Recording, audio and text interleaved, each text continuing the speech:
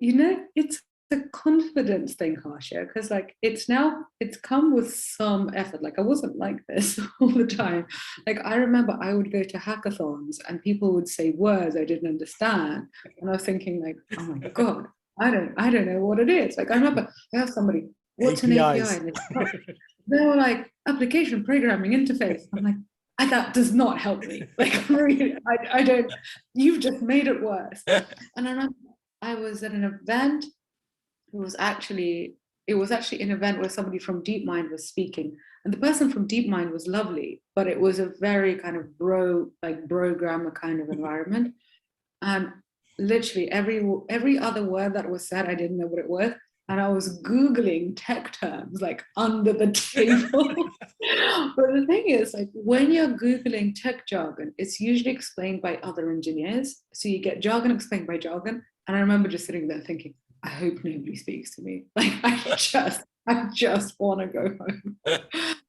And now I have the confidence to actually say, well, look, can you explain this? Because yes, you do need to know some key terms. Like that is, now I know the key terms, like I'm actually quite comfortable with my knowledge. But it's not just so much, it's not only the key terms that you need, is you need to know why they matter. So, for example, there is a term called technical debt. Now, why does this matter? Essentially, technical debt is like when developers are writing code, it's a bit like chefs cooking in a kitchen. So imagine chefs cooking in a kitchen. Obviously, like there's stuff all over the kitchen. Like there might be some potato peel on the floor, like there might be a broken eggshell. Like people aren't throwing it on the floor on purpose, but if you're in a busy kitchen, it's going to get messy. And so, in a restaurant, you don't want to then come back to the same messy kitchen without tidying it up. Like somebody's going to get sick in this kind of kitchen. It's the same with code. So when developers are writing code and they're doing a sprint, which is how developers normally work, it's a form of working, they basically leave a mess on the code. Now, as a non-techie, why do you need to know about this? What you need to know is that sometimes what developers do is they have to essentially have some time that looks like downtime because it looks like they're not releasing features. And so, you as a non-technical person or as the CFO, you might be like, well, I haven't seen a new feature released, so why are we paying them? So actually, if you know that like what they're doing is they are tidying up the technical debt, which is basically like tidying up the kitchen, you understand that they're not just, playing video games. Or, in between video games, they're tidying up technical debt. And so the example that I've just given you, you don't need to actually really understand like how technical debt works.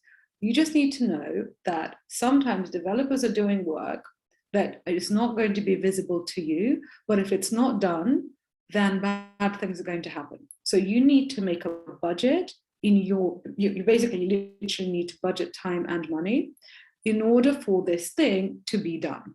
Because if it's not done, your whole system is going to go down. So now that I've learned, when I hear a term and I don't know what it is, basically I just ask, how is this going to impact business performance? Essentially, is it going to cost more money? Or is it going to bring more money? Like what is literally, is there a financial implication?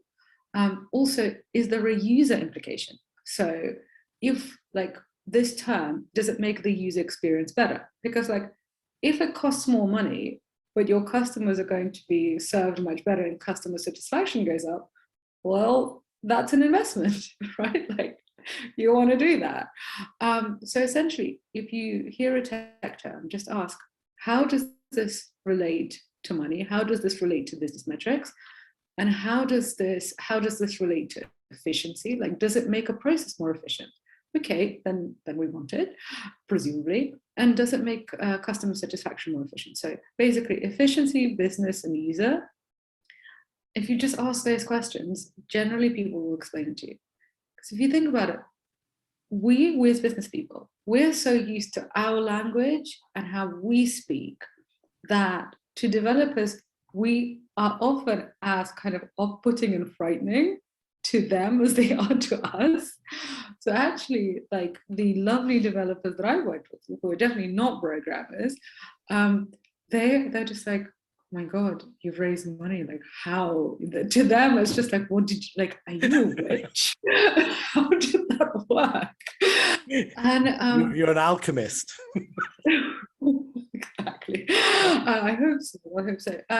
And so this is what I mean about the conversation. Like, ask developers questions, and most, like, good people will want to explain it to you. But then also say to them, are you, do you have questions about what I'm doing? Do you have questions about the business side? And I find that once you start having this conversation where both of you start asking questions, it's actually really nice, because like, people open up to you about their work, you open up to them about your work, you just get much more cohesion, and might even make some friends.